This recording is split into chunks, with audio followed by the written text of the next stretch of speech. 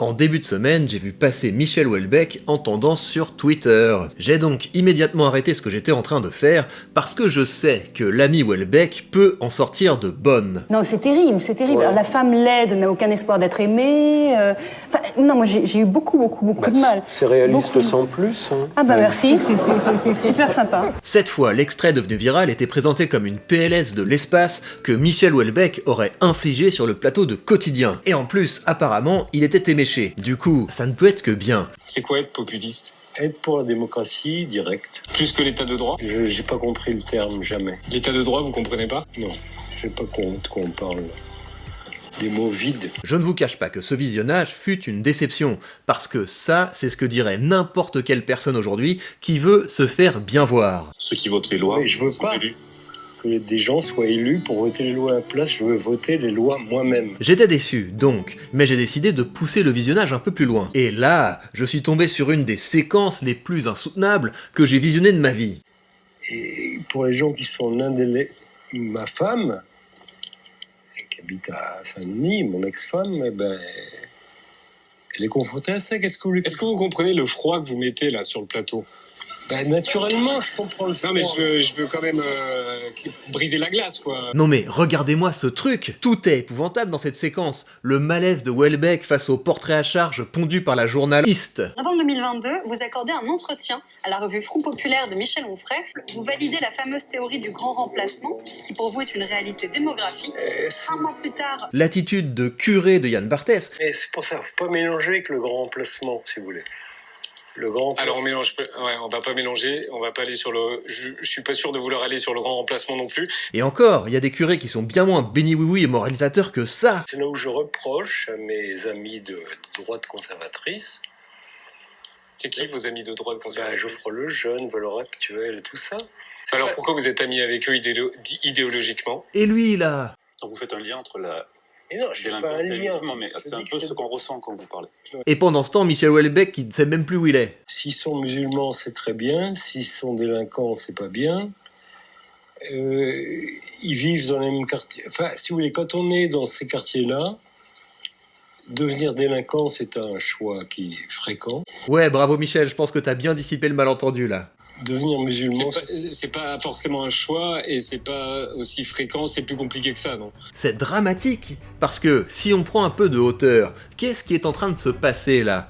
Michel Houellebecq est tombé dans un traquenard. Il se retrouve face à de petits intrigants qui cherchent à le rabaisser pour se faire bien voir. Et ça peut vous arriver. Il faut vous y préparer. Et du coup, il faut qu'on en parle.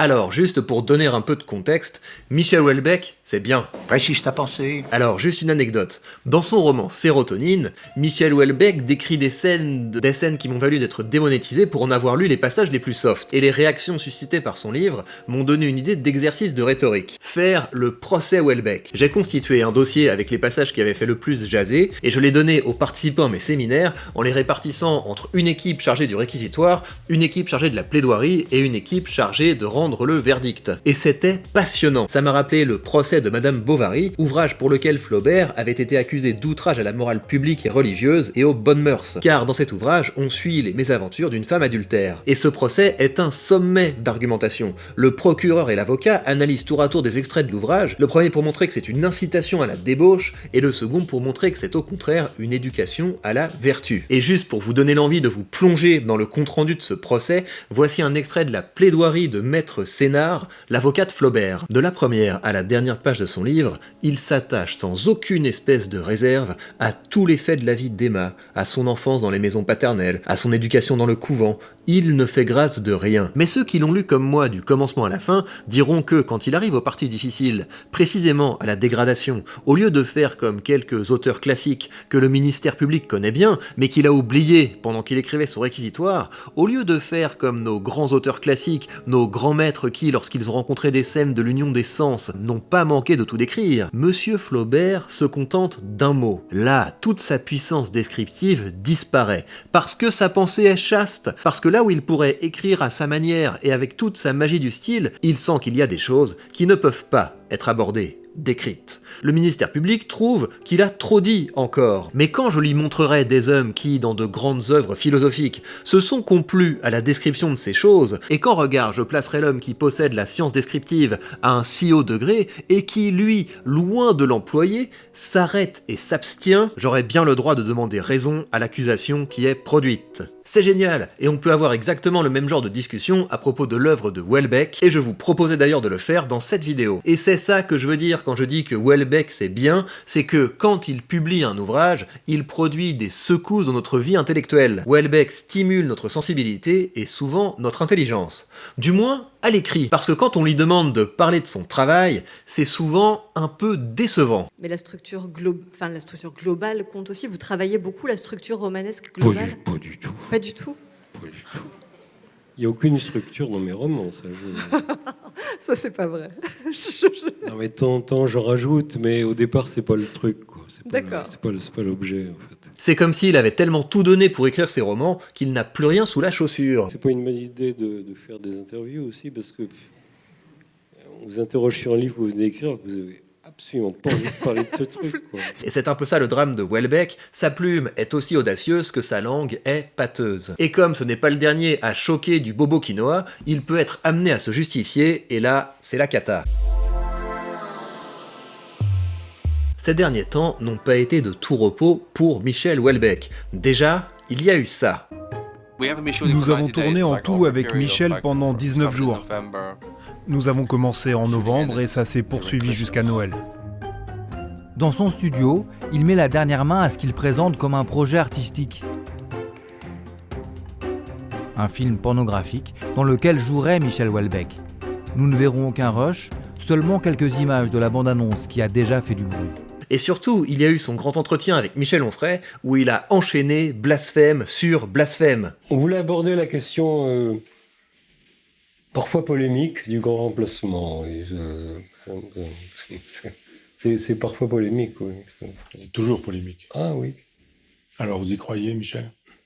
Bah, disons que j'étais très choqué qu'on appelle ça une théorie, parce que c'est pas une théorie, c'est un fait. Et face à la polémique, Michel Houellebecq, qui, on l'aura compris, est plus un homme de l'écrit, a publié un livre pour faire valoir sa vérité. Et peut-être qu'il aurait dû s'en tenir à ça, parce que je ne suis pas certain que son passage chez Quotidien fût une si bonne promotion. Alors bien sûr, vous aurez toujours des gens pour dire, quoi qu'il se passe, que c'était calculé, que c'était un super coup de communication. Je pense que Houellebecq est excellent à la télévision et qu'il y joue un rôle. Un numéro d'animal médiatique parfaitement bien dressé, celui du lapin faussement pris dans les phares d'une bagnole, celui de l'écrivain bien plus malin qu'il n'en donne l'air, qui vient faire semblant de faire l'âne pour qu'on lui donne du son. Ouais, en l'occurrence, je ne suis pas certain que Michel Houellebecq ait été en pleine possession de ses moyens. Maurice en parlait déjà, l'animateur Maurice, que je rends hommage. Il y a des gens dangereux. Ces gens existent. C'est l'animateur de radio Maurice. Maurice, ouais. Skyrock, Salut, qui va là, etc.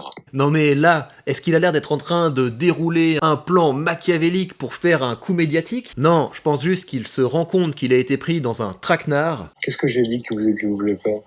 On en parle avec Ambre. Oui. Vas-y, Ambre. Votre nouveau livre, Quelques mois dans ma vie, est une explication de votre part à deux polémiques, celle sur vos propos concernant l'islam. Vous parlez de contrôle islamiste qui engendrerait des actes de résistance. Je peux pas vous couper la parole, mais... Non, mais c'est juste pour expliquer au public, en fait. Et qu'il manque de lucidité pour limiter la casse. Et pour que ça ne vous arrive pas, je voudrais vous donner 3 conseils. Le premier, c'est d'être très attentif à la situation. Est-ce que l'autre est là pour échanger, ou est-ce qu'il est là pour vous rabaisser? Et en l'occurrence, là, les choses sont très claires. Puis je vous aime bien, par ailleurs. Enfin, j'aime bien...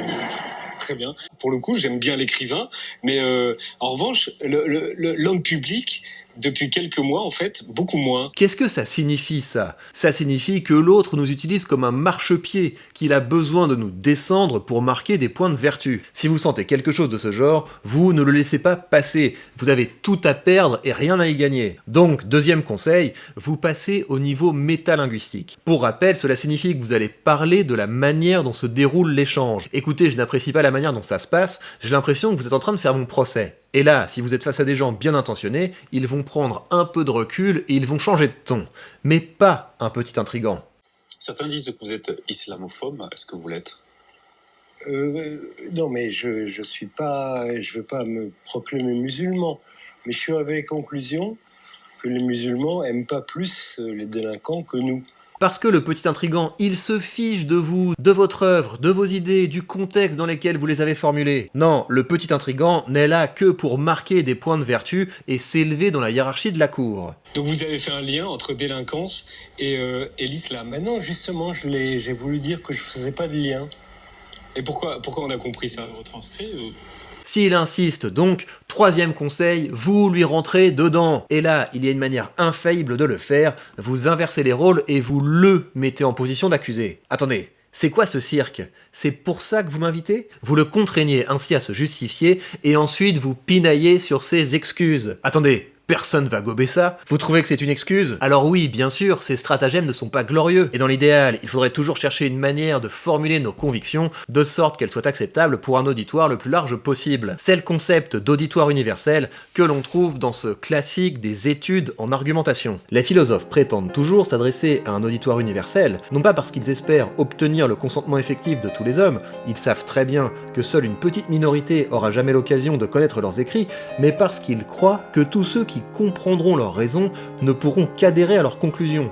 L'accord d'un auditoire universel n'est donc pas une question de fait mais de droit. C'est parce qu'on affirme ce qui est conforme à un fait objectif, ce qui constitue une assertion vraie et même nécessaire, que l'on table sur l'adhésion de tous ceux qui soumettent leurs données à l'expérience ou aux lumières de la raison. C'est un idéal, bien sûr, mais faire cet effort de formuler vos idées de sorte qu'elles soient acceptables pour un auditoire le plus large possible contribuera à augmenter le nombre de personnes qui vous percevront comme un orateur raisonnable et respectable. Mais voilà, des fois, on n'a pas la force, pas la lucidité, ou tout simplement pas l'envie de formuler nos idées de sorte qu'elles s'accordent à tous les intellects et à toutes les sensibilités. Et vous savez quoi? Je trouve qu'il y a bien pire que les gens qui choquent en disant ce qui leur passe par la tête. Il y a les fouines, les intrigants, les gens toujours corrects politiquement, qui vont tout faire pour se faire bien voir, nous utiliser pour afficher leurs vertus, quitte à nous mettre mal à l'aise. Avec leurs petites seilles moralisatrices, dénonciatrices, ils alimentent un climat où tout le monde a peur de dire ce qu'ils pensent et où ceux qui osent le faire sont tellement stigmatisés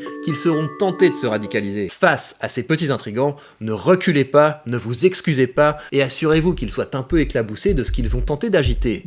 À bas les intrigants et vive la liberté!